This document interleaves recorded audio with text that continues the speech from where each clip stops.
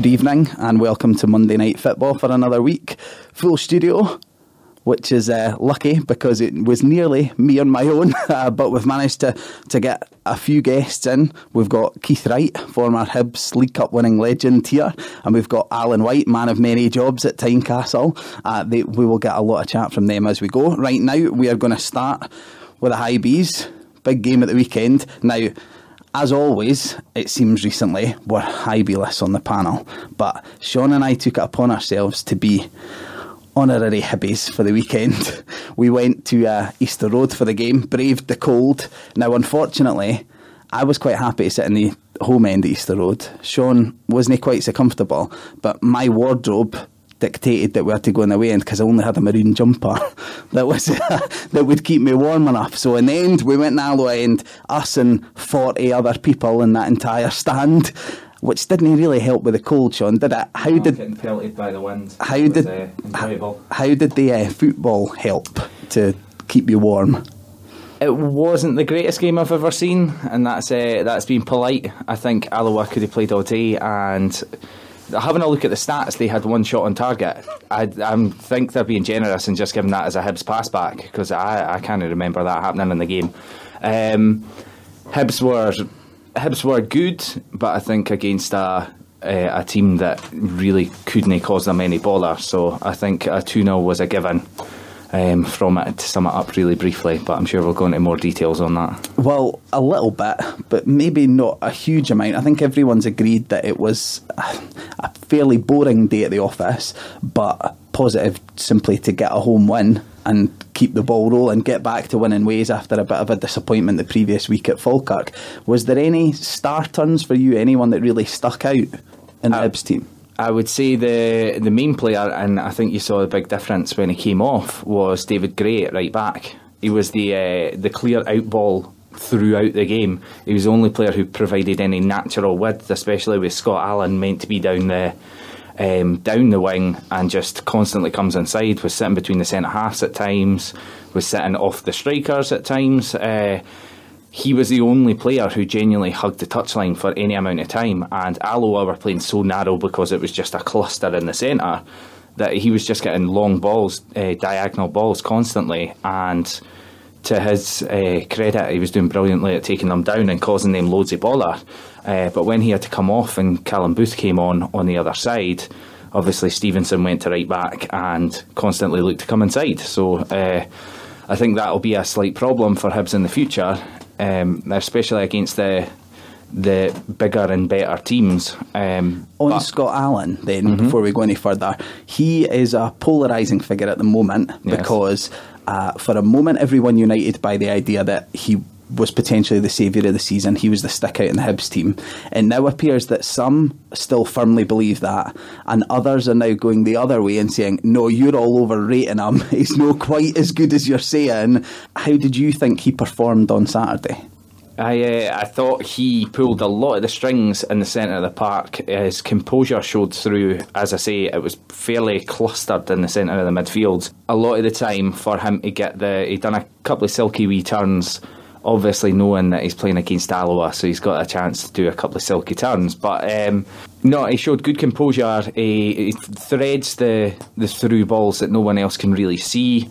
I just think he thinks, especially when he's not played first team football for such a long time, getting released by West Brom and stuff, he's come to this level, clearly thought he's a level above, which he probably is, but I think in his mind he's thinking he's slightly higher or further on than he actually is at this moment in time, that he's doing stuff and it's coming off, but it wasn't always coming off. A wee bit hit and miss, possibly. Aye. I think there's a couple of things he needs to add to his game before he is the finished article. A lot of the time he was picking it out through balls and stuff for other people, but I think a player of his calibre and the way he carries himself on the pitch, he should be getting further forward and getting a lot more shots on target. He was feeding Jason Cummins quite a lot. Jason Cummins wasn't getting very many shots on target, so I think he should have took that mantle on and tried to get a slightly more driving force, almost like, I can only relate it to Hearts players, but like Paul Hartley back in the day. If he's trying to take on that position and that role, then that's what he needs to do to move forward. But no, I can definitely see why people have been raving about him. Okay, let's open it up to a more general conversation then about this season so far, and let's bring our guests in. Keith, what are your thoughts on Hibs so far this season? I know you've only seen bits and pieces, but from all the questions that we've had for you, everyone wants to know your thoughts on how they're performing this season and what they can do. Just after your report on the game on Saturday, I think the most important thing was getting the 3 points. First home victory in 3 months, so that's been a big disappointment. Too many draws at home, and teams are going to come to Easter Road and they're going to park the bus as most of them are doing. They're no venturing forward in numbers. So Hibs will need to be patient. The players will need to be patient. The fans will need to be patient. And like Saturday, I've never seen the game, but probably not the best performance. But the most important thing was 3 points, and that's something to build on for the next home game. Is that a big thing, as much in terms of the 3 points, but also the image and the message that it sends out to the rest of the league, that if you do go and park the bus, it may be ugly and it may be a struggle at times, but we will find a way to break you down, and it will maybe encourage teams to go there and try and go toe to toe with Hibs, which might actually play into their hands? The most important thing is that the fans realise that. The fans realise how difficult it is for the players to break teams down, and it will take maybe the last 5 minutes or something to win a game at home. So as long as Alan Stubbs and the players know, it's as long as they win the games at home, because now we're that far behind Hearts and Rangers, draws are no good to us now. So it's really getting a run of victories, and we're doing that away from home, but it's a run of victories at home. It'll be crucial. Just depends on how far we finish up in the league. That's a good point you make there in terms of the current situation that Hibs find themselves in. We've been talking quite a lot over the last couple of weeks that Hibs maybe need to use the new year period to kind of reassess at this point and set some achievable targets so that they can gain momentum going into what is hopefully the playoffs, and then a successful run at the playoffs to get back into the SPL. From that perspective, what would you say for you would be the targets for the second half of the season? What should Hibs be setting themselves to, really gain momentum going into that run to the playoffs? Now we have talking about the second half of the season. Obviously, at the start of the season, I would have fancied Hibs to be definitely a top 2. Yeah. But looking at the situation now, we've got to finish in the top 4, and that'll not be easy, because Queen of the South are a good team and Falkirk are on a good run.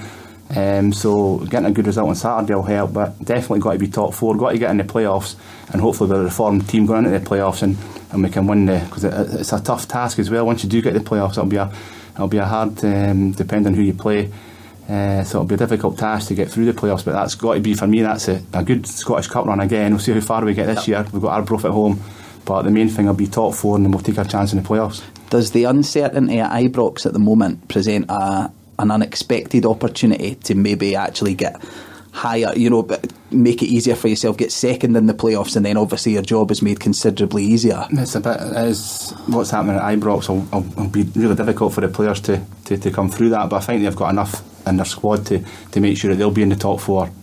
Possibly will finish second to Hearts with the squad they've got. They've got an experienced squad there, and whether it's Alan McLeod or whoever comes in, I think they've just got enough to make sure that they'll be in the playoffs. It's Hearts we've got to take our hat off to be fair. They've made the league more or less over at this stage of the season, unless they have an absolute collapse. They're going to be the team that's going up. So it's the rest of the teams have got to fight to get in that top 4, and that's what's going to be interesting between now and the end of the season. Alan, Keith's been a presenter's dream for me there and linked me right onto Hearts. That'll change now, yeah. What are your thoughts on Hearts' season so far? Obviously hugely successful. It has been. I think as every Hearts supporter went into the new season, we just didn't know what we were going to get. And I remember sitting watching us against Man City, which I think was the first home friendly of the season, and within 5 minutes I'm involved with the Hearts TV with Jimmy Sanders, and we just looked at each other and we thought, this is going to be a bit different. We like what we're seeing here, 2 centre backs that are miles and miles apart, a goalkeeper that wants to play the ball out, new players, guys like Wabin and Gomez that want to get on the ball in the midfield. And I think from then they've carried that through. I think there's been some really good games this season where they've really been firing on all cylinders, and there's been other games that we've won where we've maybe not played quite so well, but I think every Hearts supporter will be delighted the way we've started the season. It's just about keeping that going right through Christmas if we possibly can. Another debate that we've been having over the weeks on here with regards to Hearts' season so far is this thing of the tough period. You know, Hearts going through the sticky patch, and it's been brought up and maybe dismissed and then brought up again that maybe Hearts have actually already had their sticky patch. They just were able to find enough ways to get through it that they managed to keep winning through it, and there may be another patch like that to come where injuries and suspensions kick in, but that it doesn't necessarily come with the territory of a sticky patch that you have to start losing games. If you've got enough and you can find enough variety in your squad and people step up, you know, you've got big characters, you can kind of get through that and still be successful.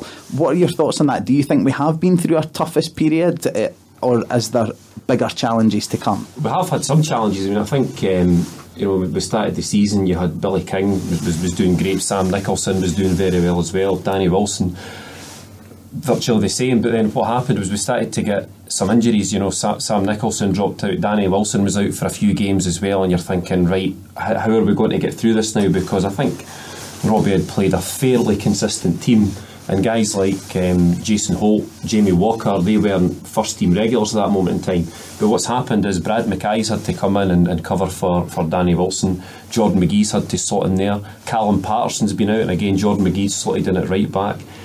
Jamie Walker's come in when Sam Nicholson's been off the boil, and we've continued to play at a good level. So I think a lot of people questioned the strength and depth of a new team and a recovering club at a certain point in time, but I don't think anybody can look at the players that have come in, like the Walkers and the Holts, and say they've done a bad job. They've not. They've done a great job, and they've been scoring as well. Keith, that's a point that Alan brings up there that came to my mind a few times, I have to say, watching Hibs on Saturday and watching them at a couple of points over the season. Obviously, I watch Hearts week in, week out, so when I get to see Hibs, it's a different experience, and the teams do play a different style of football. But I have grown used to, and I think most Hearts fans have grown used to this season, Hearts being quite an even squad who have sometimes 9 or 10 different prongs of their attack, you know, that any player can hurt you. Hibs seem to be a different setup where they're particularly focused on a couple of special individuals, and that has kind of been the case throughout the past few years, where they've concentrated the team to get the best out guys like Lee Griffiths and even going back before that Derek Riordan and guys like that. At the moment it very much seems to be focused on Scott Allen and David Gray, as Sean mentioned earlier. Is that a problem? Or is it just up to those guys to step up to the mark week in, week out? Yeah, I think the Hibs, the biggest area they're doing well is the midfield area, and I think and I'm going back to the start of the season. I think it was maybe Hibs look at it was too long in getting a manager in place. I think that Alan Stubbs has got the team roughly how he wants them to play now, but we're weeks behind Hearts in preparation when the season started. And he's brought in 3 or 4 really good midfielders who've taken their time to gel and get used to playing for the club. He brought a couple of strikers in, one who got injured quite early, and Big Malonga's doing well and scoring regular. So I think that the way Alan Stubbs is wanting to play, it's going to be through. And as I say, the only game I was at was the Hearts game this season, and I thought the Hibs midfield were different class that day. Yeah. Dominated the game from start to finish, but they've not been consistent enough in that area.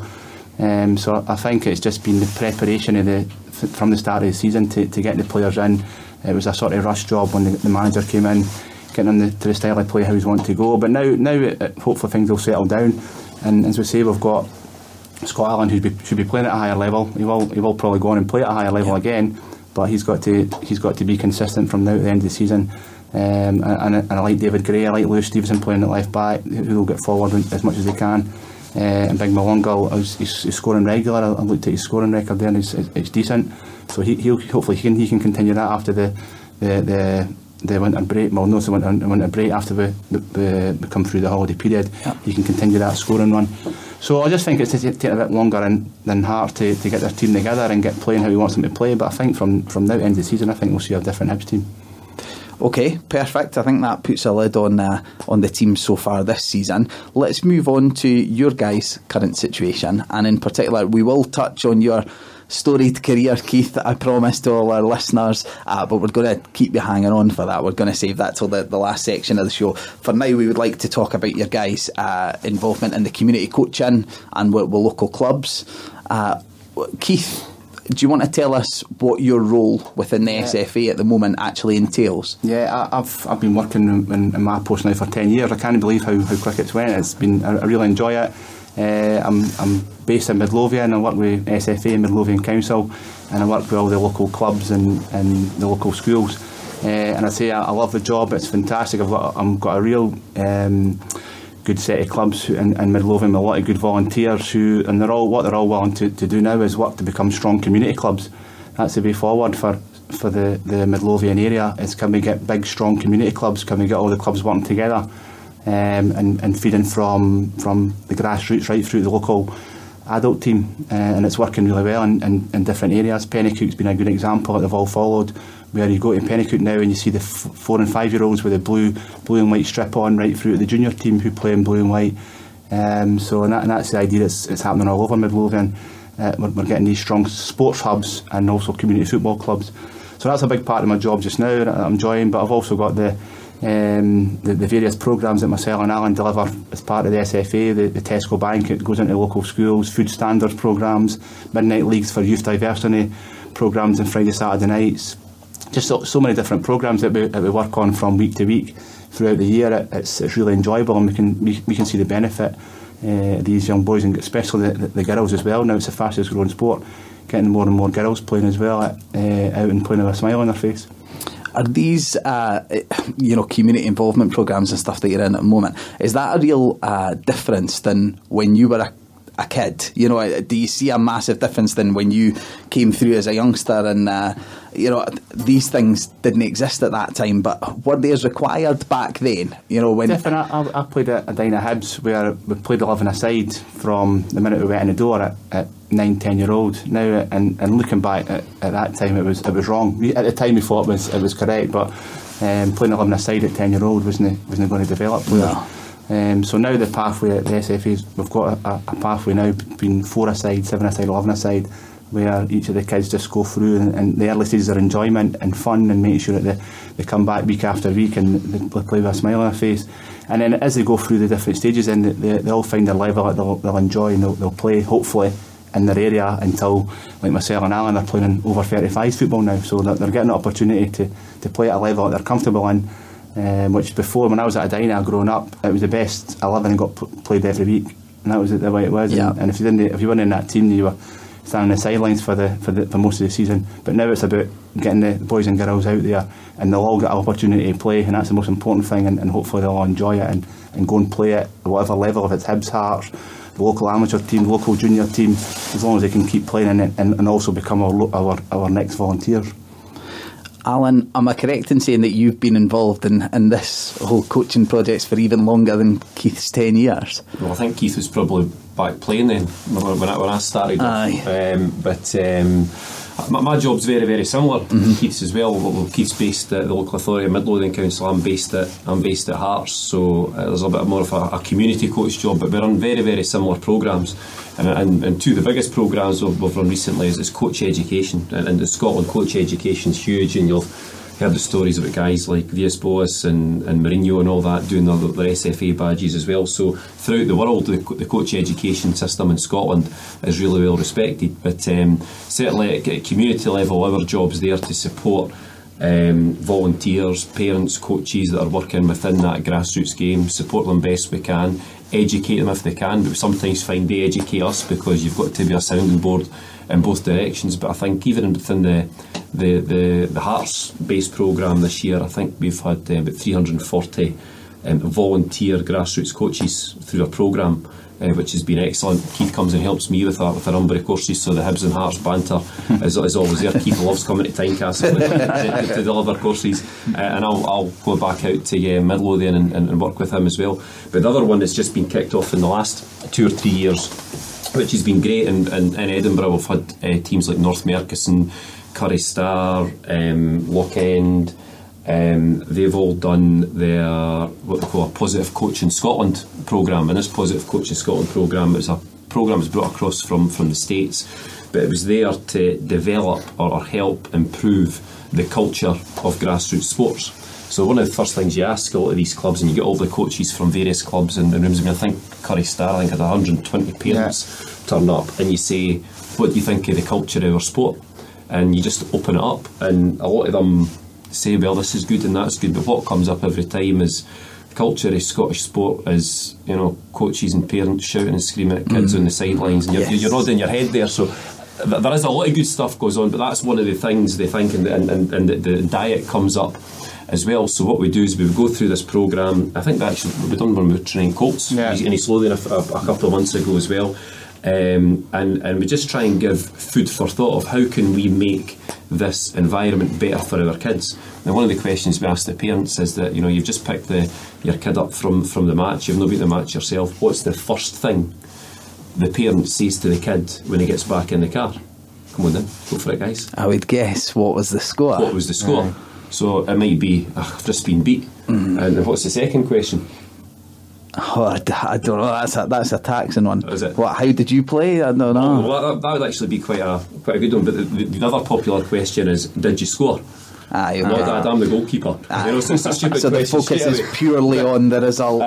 So rather than giving these closed questions, we're trying to encourage them. Listen, what was the best bit of the game? What did you enjoy?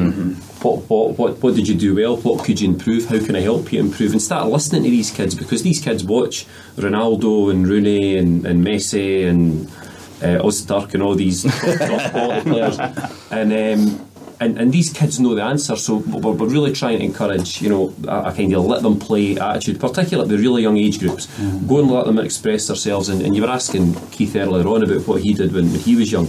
But he was outside kicking a ball about constantly. We all were. You know, you're out in the street, and that's where you honed your skills. And we make reference to, you know, players in the past, you know, like probably Pat Stantons and the Donald Fords and the Jimmy Johnsons and the Ken Dalglishes and all these guys. They didn't go to development centres or anything. They were out kicking a can or a tennis ball about in the park as much as possible. So we do this positive coach in Scotland, and it's went down an absolute treat. And I think gradually the sidelines and the culture of our grassroots sport is improving. Coaching education is a fascinating one, Alan, and because having attended Foundation of Hearts AGM last week, it was actually something that Craig Levine touched on, that he feels that even within Hearts as a club, there is a bit of a way to go in terms of coaching education to get to the level that he would like us to be at. What is required in terms of coaching education? Where is it that Scottish coaches or coaches in general, what is it that they neglect? What are they more lacking, or what advancements have there been that maybe the general culture hasn't yet caught up with? I think if you look on Twitter just now, both me and Keith, we go on Twitter a lot, and we try and follow coaches from all over the country, down south, all over the world, because it's a great resource for coaching resources and ideas and session plans and concepts. And football is a game, Keith, you probably agree, it's just constantly evolving. So even your top coaches are using this hashtag always learning. You know, I mean, I've seen Keith deliver hundreds and hundreds of sessions. Some of them have been very, very similar, but I will always pick up. He tells me that he picks something up for my session as well. I think he's lying. But anytime you go and watch a coach, you will pick something up. And we were down at Large just last week. In Service. And Donald Park gets up and does a session, and straight away everybody's ears are pricking up, because you're thinking, what's he going to do? And then other development officers will get up and do a session. So you're always on the lookout to improve and to enhance yourself and to keep up with trends as well. And I've been really impressed with Craig Levine as well. I mean, there's not a lot has come out of the academy just now, because there's a lot of work getting done behind the scenes, and Craig's at the centre of that. But what he wants to do is he wants to provide opportunity for these coaches. He wants to provide development opportunities for them as well, ultimately support them as people, and that will then help the players that are coming through.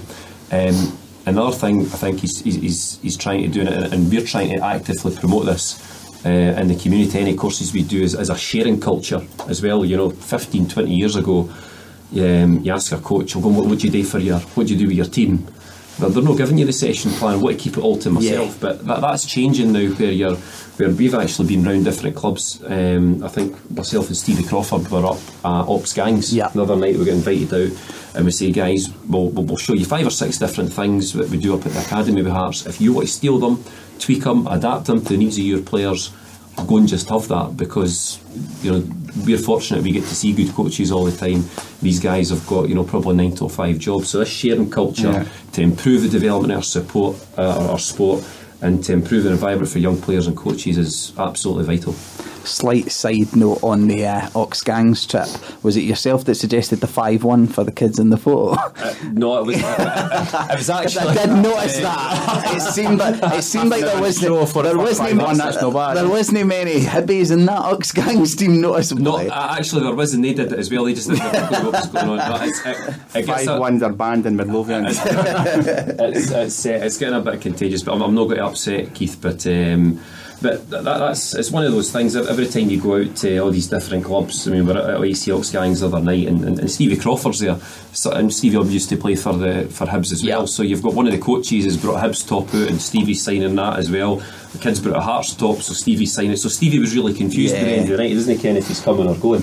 But and the good thing about the courses that you can go, if you want to start at level 1 and go through to a licence, you can do that. You've got the choice. But I enjoy the earlier courses where it's the mums and dads who their kids have joined a team for the first time, and they're going to go along and watch the game, so they decide that, well, might as well help take the team, so they come along to the early courses, and it's just about having fun for 6 hours. That the level 1.1 courses are just giving them fun warm-ups, fun skills, fun games, and you see their faces that they're desperate to go away and try that with their teams, because they've just started coaching for the first time, so they get all that information and they go and tweak it and suit the players that they're working with and the age groups they're working with. And if they get the bug for it, like Jockey's right, I done my first level 1 course when I was still at Hibs, and he was the community coach at the time, and I loved it. After the course with Jockey, I'm like, this is what I want to do. I want to try and get involved with the youth side of coaching it, because the delivery he puts across, and he gets, if there's 60 on the course, 60 will have a ball at their feet in the hall and they'll all take part, just making it fun and enjoyable, and they've got to go and then transfer that back into their clubs and make sure as much as possible they've got a ball at their feet, they've got a smile on their face. And then as their teams go through the age groups, and if they want to then progress and make a career out of coaching, they can go through the various levels. So it's an option for the volunteers. Okay, one final question on the subject before I want to make sure that we give everyone listening the details so that they can get involved in this if they want to, so that they know how to go forward. But before that, you mentioned about Donald Park standing up and everyone's ears prick up and that kind of thing. I think we as supporters have an idea, possibly projected to us from the media, as to who the forward-thinking coaches are, who the guys are that are maybe challenging the established dynamics. And Robbie Nielsen's being put forward as one at the moment because of, the double and triple sessions and things like that. Who within the coaching community do you guys look at as being the real forward thinkers, guys who are changing it up in a positive way? Are there names that come to mind straight away? You know what? I think that it's very difficult to put a name on it. I remember that the SFA launched the advanced children's licence. We were already children's licence holders, but about 4 or 5 years ago, this advanced children's licence came out, and Keith and I enrolled on the course, because you've got to keep everything as fresh as you can. And all these young coaches, 20-somethings, or 20, 21, 22, came out, and I said to Keith, I said, we'll not have a problem here, we're 2 experienced coaches. We didn't know many of them. And they were on first to deliver sessions, and I remember turning to Keith and saying, we're under pressure here, because these young guys were very, very good, and what they'd done is they'd actually learned from lots of different people as well. They'd made the effort to go and watch different coaches, maybe go to a couple of different countries as well. Yeah. So it's very, very difficult. The one that's really impacted, I would say, on myself over the last 2 years, in fact there'd be 2.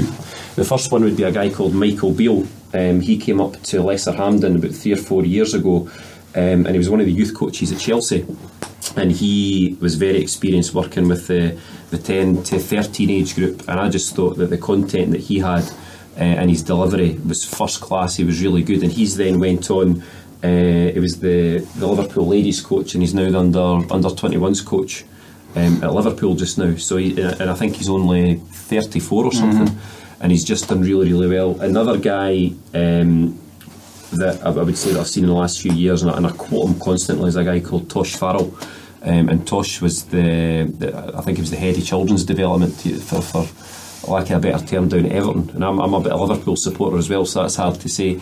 But this guy Tosh Farrell was actually so good that he didn't actually coach the kids. He actually teased the information out. He would just say, what do you think, what's your opinion here? And it goes back to me saying that all these kids are watching top players on Match of the Day on a Saturday night. He would just say, what do you think you should do here? Okay. And it was just it's almost as if they're coaching themselves at that point. But he was so enthusiastic. He's just a big kid himself, but Tush must be, I hope he's not listening, but he's probably in his 50s just now. But he just buzzes about, and every single one of these kids leaves his session 50 foot tall, the chest's out, they're feeling like a player. Just an absolutely fantastic report, and the kids and even the coaches he works with can't wait to get back into the session. And that's what I had a brief discussion with Craig Levine the other week, and I says that's one of the tests as a coach. You know, Keith's working with the Haddington players just now. I'm working with the Hearts 13s, and you hope you're getting on well with them. But the test is, in 20 years' time, when they pass you in Tesco's, do they walk past you, sticking their fingers up at you because they had a terrible time, or do they come up and shake your hand and say, I quite liked what you did and thanks for your efforts back then? So Tesco's is really the acid test. Keith, confident about the Tesco test? Okay, well, let's give out the details then, guys. Alan, first and foremost, I follow you on Twitter, and I find myself getting drawn into these diagrams that you post and analysing exactly how they achieve what they're supposed to achieve, and I've never coached anyone in my puff. So what's your Twitter handle, first and foremost, for aspiring coaches to get those? My Twitter is at Chalkster, but it's CH4LKSTER, because somebody had taken Chalkster with an A. Okay. Keith, do you want to give your Twitter a plug as well? As simple as Keith Wright 47. There we go. Okay. And if I think so. How old were you when you put that up? Guess 46. Correct. And if anyone's interested off the back of this and actually getting involved at grassroots, whether it be mum and dad or someone who believes that they're the next Hearts or Hibs manager, how are they best to go about it? Well, the 2015 brochure will be out, and it'll be on the SFA website. And the courses, as Chalky says, they're really, really busy. Early in the year, at the start of the season's in March again for the grassroots football. So the SFA website puts a new brochure on as soon as it's ready to go. It'll be probably in a week or so's time, and they can just click on that, and they'll find out from each of the area that they stay in if they want to come to the local courses. And I'm sure Chalky will have on his Twitter page. Yeah, I'll do my best, but it's really just the SFA website. I don't know if they're up there yet, but probably just before New Year all the dates will be up, and you find that you've got a raft of people going through the level 1.1, the early touches courses. I mean, there'll be lots of people listening tonight that have done their early touches. Yeah. And what we want to try and do is continue to have people going on those courses, but we'd really encourage them to push up the levels as well. The level 1.2 and 1.3 now are fantastic, but we also like that rapport you get with coaches that come on, because it's not about myself and Keith standing up and delivering. We try and keep it as interactive and as two-way as we possibly can, and that's one of the perks of the job. You meet some fantastically enthusiastic people that work hard during the week, and they give up their time to volunteer 5 or 6 hours a week to peel the oranges and book the refs and send out the group texts and put the cones and the bibs and the balls and all that type of stuff. There's a lot of unsung heroes out there, and we've got to do our best to support them. Well, speaking of people giving up their time selflessly, thanks very much for coming in, guys. We'll get that in at this point. Keith, get yourself prepared, because you're about to get grilled. Alan, are you going to stick around so you can chip in with questions for him as well? Perfect. Right, we're going to go to a couple of ads here, and Hibbies, get ready. We're coming back with League Cup winning legend Keith Wright in a minute and a half. Stay tuned on Monday Night Football.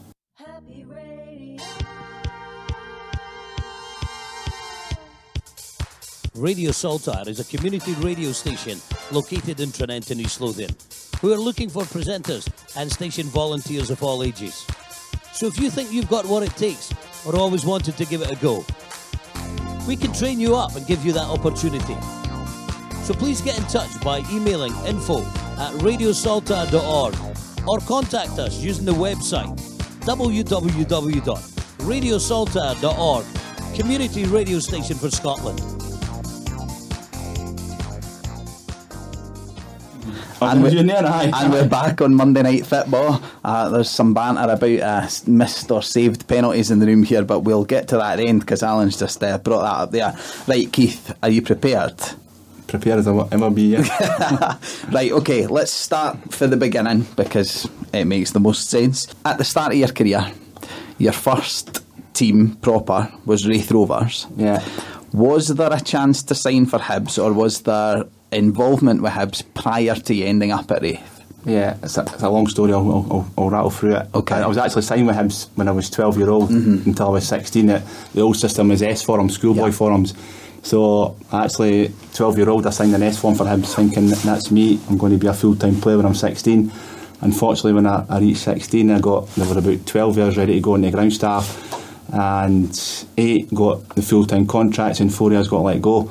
So I was out the door at 16. And at that point I went back to my local boys club, which was Melbourne Thistle.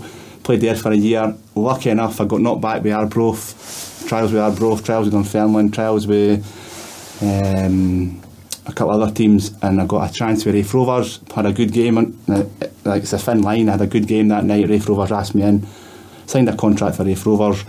During my 5 years at Wraith Rovers, Hearts tried to sign me, but didn't want to go there. So I played 5 years at Wraith Rovers, got a move to Dundee, 5 years at Dundee, and it took me, released at 16, it took me 10 years till I was 26, where Hibs come in and paid £500,000, and I got my dream come true at 26. Played my first game in August 91. Okay, before we jump over Dundee completely, when you were at Dundee, you rattled the goals in with Tommy Coyne. Was that your most successful striking partnership of your career? Yeah. I think there was a stat I read today that between you scored 113 goals in your period together. Tommy got 112. No, I loved that spell at Dundee, and Tommy signed a fortnight after me. He signed from Dundee United to Dundee, and we just sort of knocked it off right away as a partnership. We never played before at any other club, just knocked it off. And the second season, Tommy, I think he finished third in the Golden Boot Award, and we were a sort of middle Premier League team. He scored 38 league goals in that campaign, and he finished third. So just one of these, we trained day in, day out. Jockey Scott made us train every day as a pair in the training games. We just got better and better playing together, and it come to a Saturday, we just knocked it off and scored a lot of goals between us. So I really enjoyed my spell with Dundee. Okay, and as you said, your form at Dundee finally earned you your dream move to Easter Road. Before we get to the serious stuff, we've had a few former professionals like yourself on the show, and one of them, David Farrell, told us to ask you how you got your nickname of Ted. Ted was in my Dundee days. It's simple, really. There was a player at Rangers at the time called Ted McMinn, and I played wide left for a few games for Dundee, and there was a Greyhound track at Dundee at the time, and I used to be in trap 6. Used to be wide left, and he'd open the gates at times because I'd just run the ball at the park. Other times I'd put a great cross in, and I think there was a Ted McMinn at Rangers was doing a similar thing. So I just got Ted one day, and typical nicknames just stick from there on. So that was it, Ted McMinn. Do you still get it now, Ted? I do, all the time. I know the football guys call me that. Darren Jackson said it's a character, Ted Striker, out of Airplane, who's a really boring character. Right. So I can't see that being right. Okay. Let's move on to your time at Hibs then. Viva Las Palmeras on Hibs.net, who gives us loads of good questions, so a wee shout out to him. But he asks, did you think your chance of signing for Hibs was gone, as you say, 10 years on from being let go? And did you have a sense of making up for lost time when you got there? Do you think that made you more determined to succeed than you would have been had you been signed at 16? Yeah, at 10 years after getting released at 16, I thought there's no way back. I'm never going to play for Hibs, that's my chance gone, so just enjoy your career and make the most of it. But when I got my chance, I remember the night I signed, it was in Perth Hotel, where I didn't have to come up, but for some reason Alec Miller brought Dougie Crome, the chairman, and the vice chairman, and Murdo McLeod tried to persuade me to sign, and I just told him after 2 minutes, it's no problem, guys, I'll sign this. Just show me where to sign and I'll sign it, because I had a chance to go to Aberdeen or Hibs, and I was only going to sign for Hibs, so I managed to sign at 26. And at the time, you'll probably know the situation at Wallace Mercer, who was trying to buy Hibs at the time, and Hibs had managed to survive that, and it was like the whole world was the way the things was, the whole world was against Hibs at the time, and there was a determination about the squad to make sure that we've survived, and let's go and show that Hibs are here to stay. And the first season we won the League Cup. The first 3 months we won the League Cup. So it was an amazing start. The team were on form. We were second in the league at the time to Rangers. So just an amazing start in my career, and I loved every minute of the 6 years I was there, but could not have got off to a better start with that season.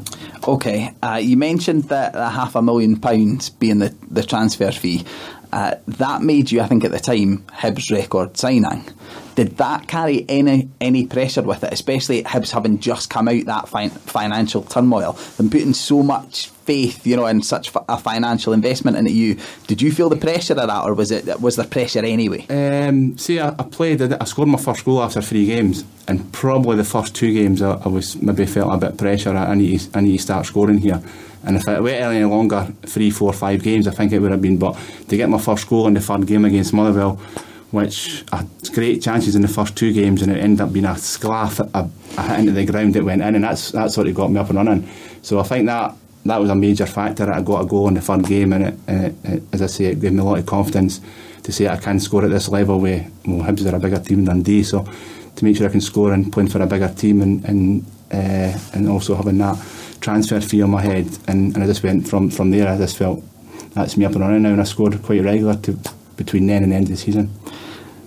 In terms of your goals that season, we have to mention the Scottish Cup, as you have already. That, as fairy tales go, they didn't get much better than that. Scoring in every round right through to the final. What are your memories of that run first and foremost? What is there one goal that sticks out more than the other?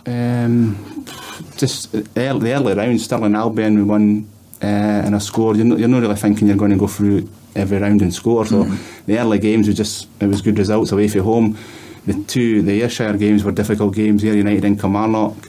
But the most important one was the Rangers at Hampden.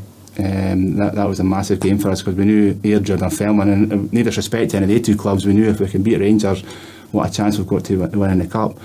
So that's for me has been the biggest goal of my career, to go and it's a good performance. I had a lot of fantastic players in that team at Hibs there, and just all gelled together that season.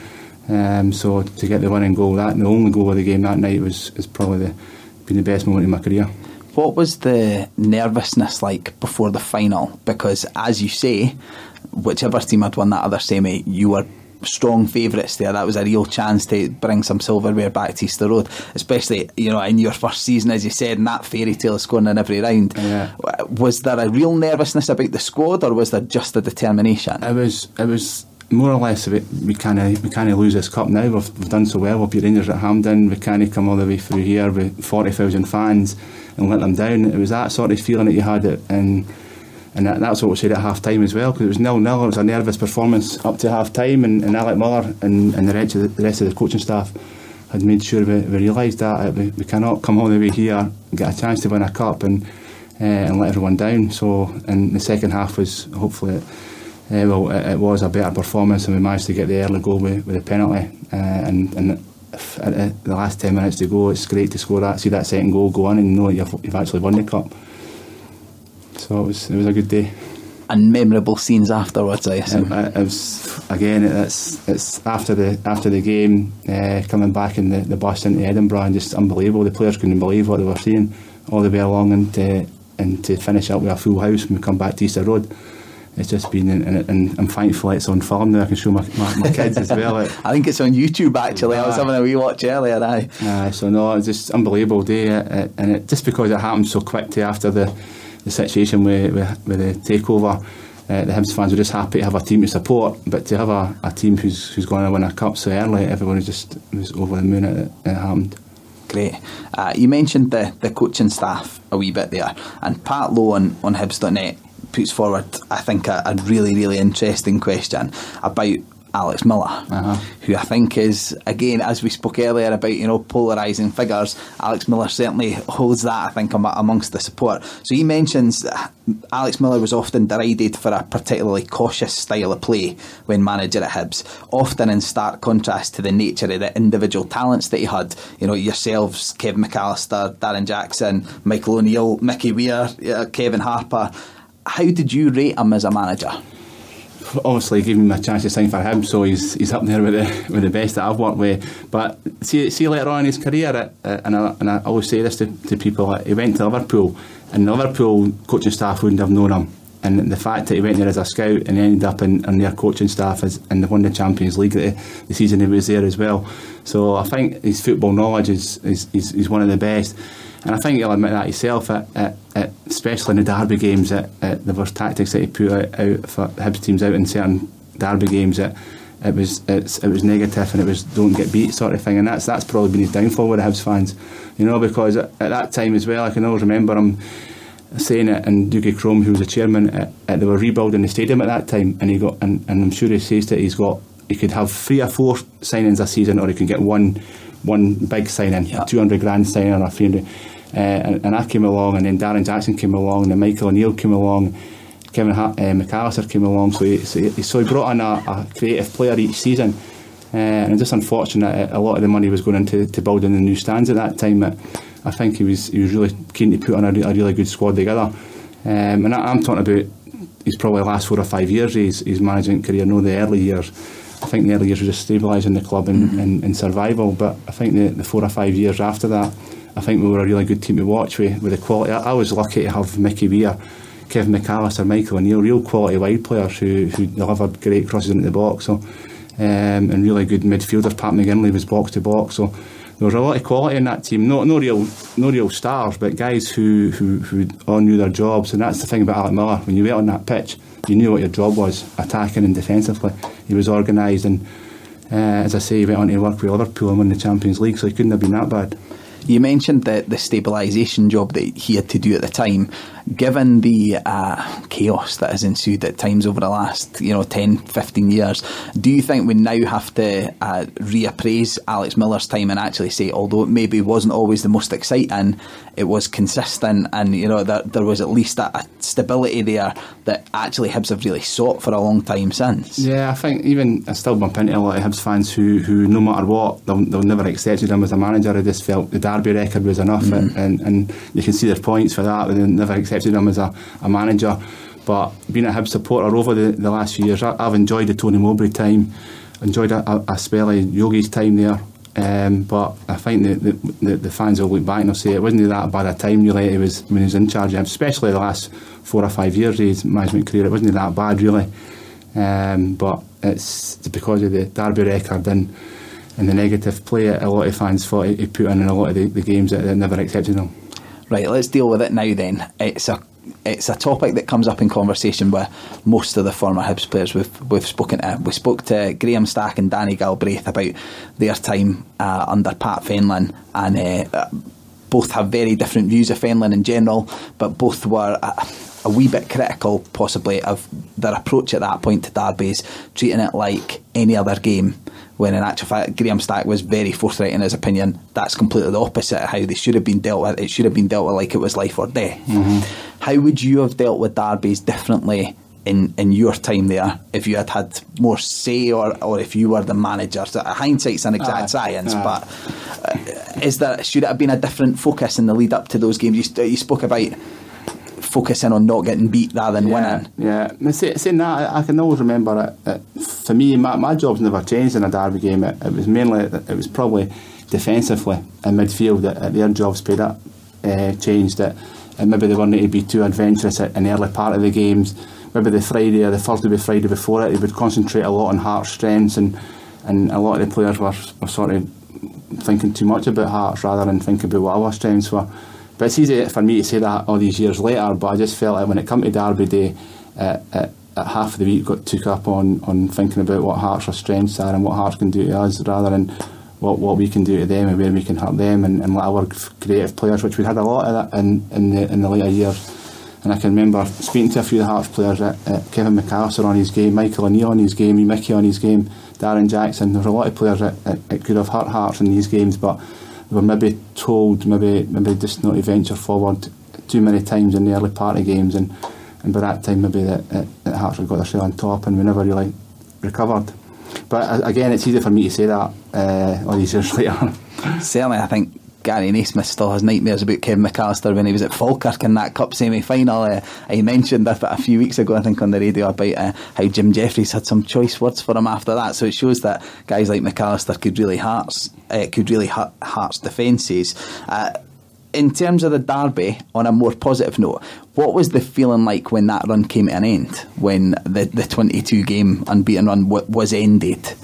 I wasn't playing. Maybe that's how it happened. No, it was just relief. It wasn't a celebration. Was just it became. I think looking back I think I played in 10 draws and I think Gary Mackay and Robbo spoke to them at Hibs, dominated a lot of these draws, just couldn't get that wee bit of luck in a derby you need. Missing a penalty at 0-0. I remember Henry Smith says in the programme, thanks Hammy, you told me in the programme where you were going to put the ball, and then it's a 0-0 game and Hammy missed a penalty. But a lot of the games that we dominated and the draw was wet in their favour, so it was just relief that that's that run over now. They can forget that, and hopefully can put that to bed. And so it was just relief. It wasn't a celebration it would beat the Hearts. It was, that's the 22 games over with now, let's kick on now. But I think it went another 10 after that. Okay, let's shift the focus to some of the players that you played with then. Snooky on Hibs.net, I believe not the famous Snooky, has asked, beyond Hibs, just in terms of the Scottish leagues, he's asked a kind of three-pronged question. Firstly, which player did you have the most respect for? So a non-Hibs player. Well, the player who helped me settle into my full-time football was Jim Duffy, my captain at Dundee. And funny enough, the player who freed me for Hibs when he became the manager.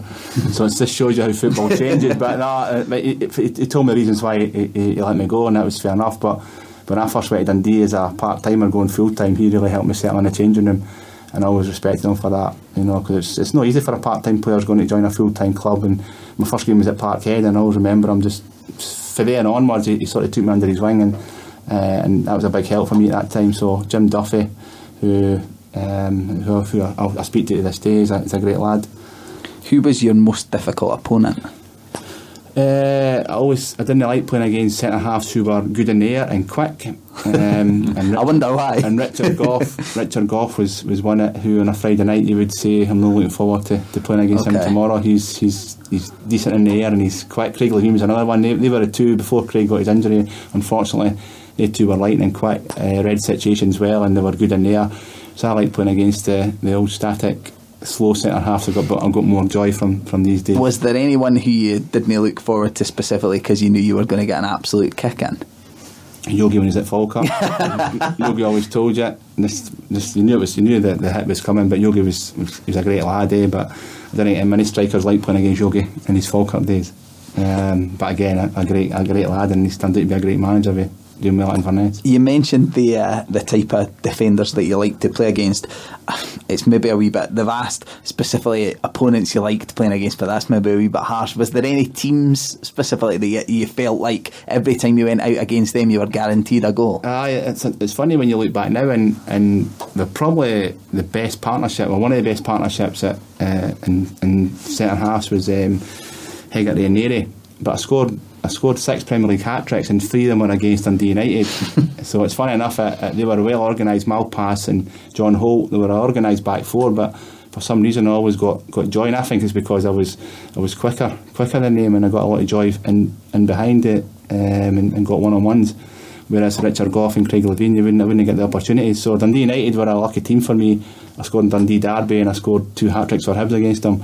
So just when you look back at your career, you just say, for being good defenders, I got a bit of joy against them. Aye, not the worst record, certainly. Right, on the subject of former teammates, we've noticed that there are a few names that come up every single week. When we go to with questions for Hearts players, there's a few. Ian Baird at Christmas parties always comes up. From a Hibs perspective, it is always John Burridge. Have you got any budgie stories that you can share with the listening audience? You've probably heard them all before, but he was an absolute legend when he came. He was 40-year-old when he joined the club, but he was first on the training. He stayed in Newcastle, but he was first on the training pitch. He was last away. He was just absolutely football daft to the way he ate, telling the young boys, got to eat this, got to eat that. But the funniest one is, and it happened every morning, and you laughed every morning you went to training, you'd probably heard that he'd leave his old scooter at Waverley Station, padlock it to the fence and get in the train home. The next morning he would come off the train, get on his scooter, get the goalie gloves on, the hat on, and he would scooter into Wardy playing fields where we trained. Every morning he was there with his goalie gloves on and dumped his scooter and right on the training pitch, and that was him. He just every morning for Newcastle, first on the training pitch. And he was unbelievable. He was great at that time, because the changing room needed a character like that. But Murdo was experienced in the changing room. But as I say, just what happened with the Mercer thing as well, I needed somebody to come in and give the whole place a lift, and he was the one that it was laugh a minute all the time. Every training session there was something going on with him. The best story I heard, I think you must have, there was a few, and sometimes when you're on the courses and you're delivering together, Keith comes out with a few, but I was actually speaking to Jack Hamilton, the younger Hearts goalkeeper, just now about a budgie story that Keith had told, and apparently at home he used to have a fruit bowl just on the coffee table, just in front of the telly, and the settees around it, and what Keith was telling us was happening is that he'd say to the wife, when I'm not expecting it, I just want you to pick up a bit of fruit and just throw it at me, and I'm just got to react. So apparently Budgie was in his living room saving satsumas and grapes and pineapples and guavas and all that type of stuff, and a couple of young goalkeepers took that on as well, but just daft as a brush for the sound of things. So we can now imagine Jack Hamilton leaping in his living room. Yeah. Well, I think the grocery section at Morrison's is doing quite well. Yeah. I'm amazed that John Burridge never injured himself on a pineapple. Like, that would have been one of those great stories, like Canizares dropping the aftershave bottle, or Rio doing his hamstring reaching for the remote control. If I was sitting in his shoes, I'd be chucking melons at him. Take that. Right, what? Speaking of characters, Kevin Twaddle's tweeted us to ask, who's the most famous winger you ever played with? I think that might be a leading question. But back to our Morton days, Big Twas and I played together in our Rafe Rovers days, so I think he might be trying to force me down that route. Aye, well, he also asked if you ever take your wallet out on a night out. He doesn't bring his wallet. Exactly, I think that was what he was getting at. Aye. Go out with a tenner and come back with 20. Right, one final question on former teammates. Brian Hamilton made quite an unusual move in '95 where he moved from Easter Road to Tynecastle. What was the reaction to that in the dressing room? Did it feel like a betrayal, or was it just subject to stick? Or I think it was just at the time he was out of contract and he wasn't getting offered a wage that he felt he deserved. But it was funny when the quote he says it, because his wife owned a post office. And when he got offered the new contract for Hibs, his quote was, "I'd rather lick stamps and play for Hibs."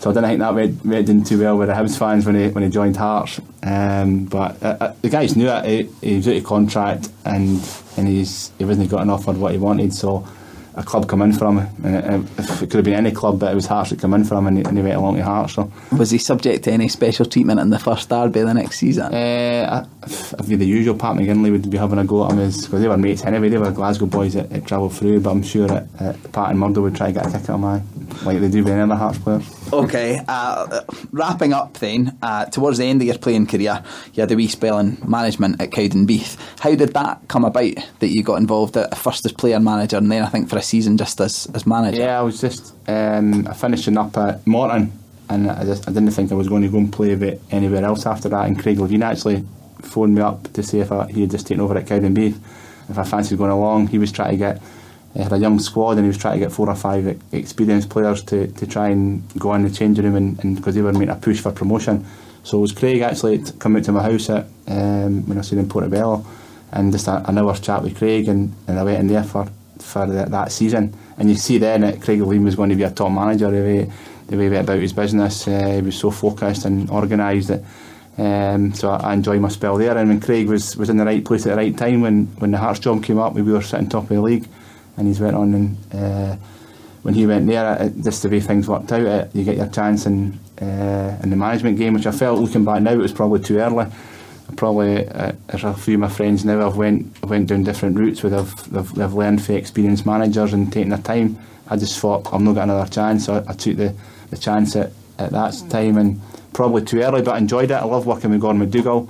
I love my 2 years playing, 2 years managing there, and for there I got the bug with Chalky, as I said earlier. I got the bug to go and coach with youth, so I went to Hibs, working with Hibs youths and Livingston youths. And it's probably down that route that I got my SFA job, not through my playing career. It was working with getting the idea of Chalky to go to the youth courses. When I got my SFA job, it was more or less talking about my time coaching with Hibs youth and Livingston youth. So the way it's all worked out, it's just probably meant to be. The way it's panned out, I ended up with SFA in 2005. And you're involved with Haddington a wee bit at the moment. I'm enjoying that. Yeah. Aye, how's your exposure to juniors football? My first involvement with junior football, and I love it. I'm working with a young manager, Johnny Harvey, who's I rate very highly. He took Edinburgh United up last season. He moved to Haddington, and he's got Gary Small, assistant manager, Graham Gallagher at coaching, and John. He's got a really good management team behind him, and they all work so hard. And I've just been invited in to help them out, and I'm loving it. I can't believe that the demands that he asks for his part-time players. Talking about coaches, Johnny demands for these players, and they all respond to him, and they're sitting 11 points clear at the top of the league. You know, and it's a plan that Johnny's got. He's a determined young manager. He's got to take that club as far as he can. It's a community club as well. They've got the whole community's getting behind the club, so they've got kids training before us at 7, 8 o'clock, right through to the junior team comes on at 8:30. There's a real community club there, and they're all getting behind the junior team as well, and things are going well. And Johnny's a Trinent boy, I believe, as well, so that's a good wee link into Radio Saltire. No, I've been very impressed with Johnny.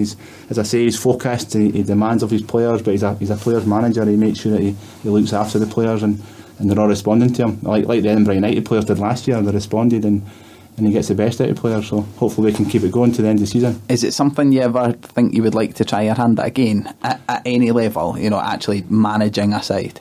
After my Kerry Beef days, I didn't think I would, and I've not done that until I got sacked in 2004, and this is my first time back into the adult game, and I'm loving it, and being involved in the Saturday game. So you never say never, if you get an opportunity to work with somebody again, and as I say, Johnny's doing well, so you never know what could happen.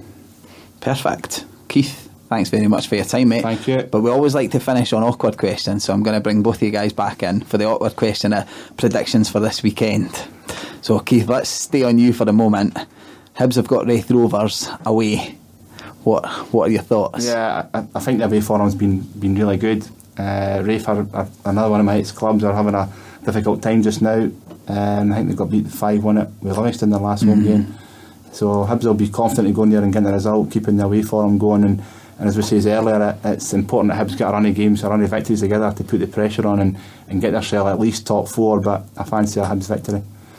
Former Jambo Grant Murray in charge at Wraith Rovers, you get the feeling he really needs something at this moment in time. They're starting to struggle. Again, I've got great feelings for Wraith. I hope they do really well, but I just think at the form they're in just now and the form of Hibs are in, I think it's looking like an away victory.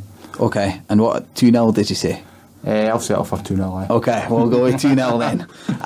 Alan, Hearts, Alloa at Tynecastle. Yeah, I think when you play Alloa at their patch, I think a lot of teams have found Alloa it's a struggle there and a bit of banana skin as well, and they've been really difficult to break down, as have a lot of teams away, even like Queen of the South as well. But I think at Tynecastle this year, we seem to be doing well. I think with the Rangers result coming through at Queen of the South on Friday night, I think that's got to be a massive motivator for Hearts just to continue to do what they've been doing all season. So I mean, Hearts haven't really been winning 1-0 this year. It's been 3-0s and 4-0s and 5-1s and all that type of stuff. So I'm going to go 4-0 Hearts.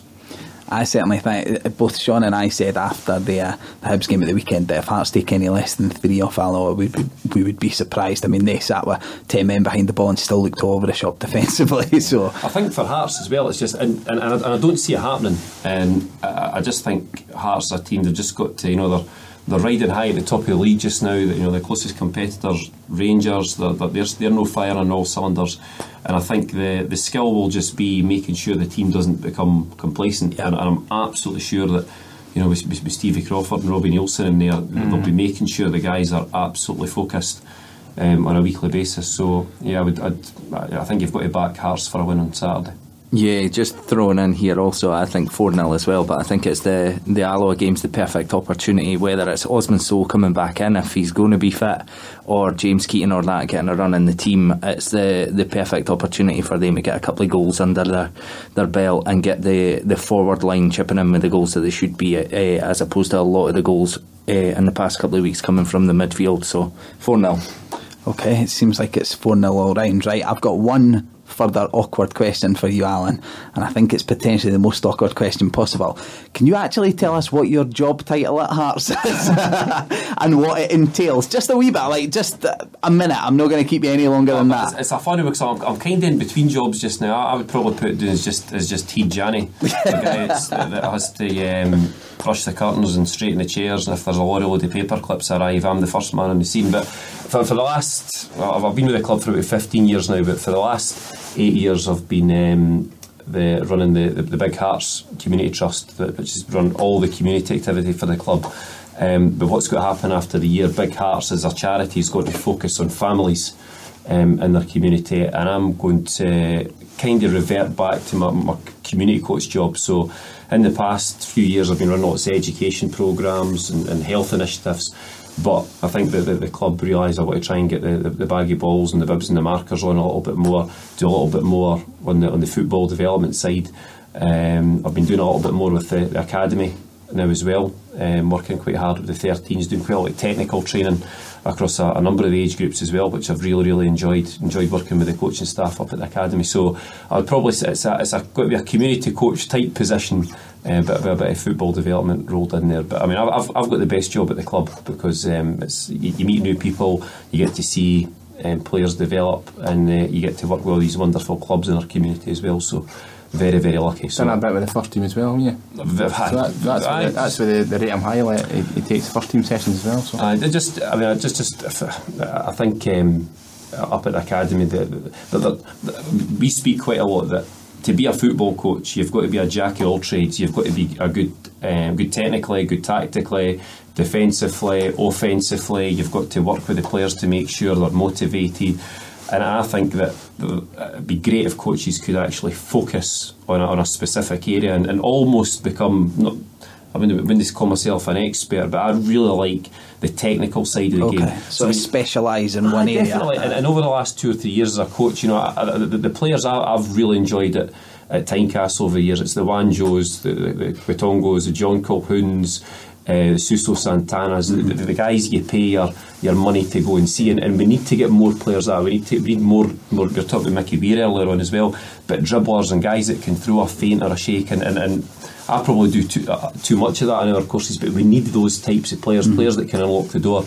And you look at guys like Billy King and Sam Nicholson just now, they're absolutely fantastic. Callum Patterson as well from deep does really well. So I've taken a shine to the technical side of the game, the twists, the turns, the fast break attacks, the counter attacks, that type of stuff. So I've been lucky to work with 2 or 3 of the first team boys in the past, but just on a very occasional basis. But to get the opportunity to do that's fantastic. Perfect. I think that was about 3 minutes, but that's about right, given how many jobs you do. Okay, perfect. Thank you very much, boys. We really appreciate your time. Really interesting to hear everything that's going on and everything that you're involved in, and we hope that people have taken the bait to go in and get involved in the coaching themselves, and hopefully you'll see them over the coming months. Starting January, yeah. Yes, perfect. Thank you very much for the time, guys. Next week we will have a full panel back. We will be discussing the games in detail and building up to a very busy Christmas period. For now, as always, thank you for listening to Monday Night Football.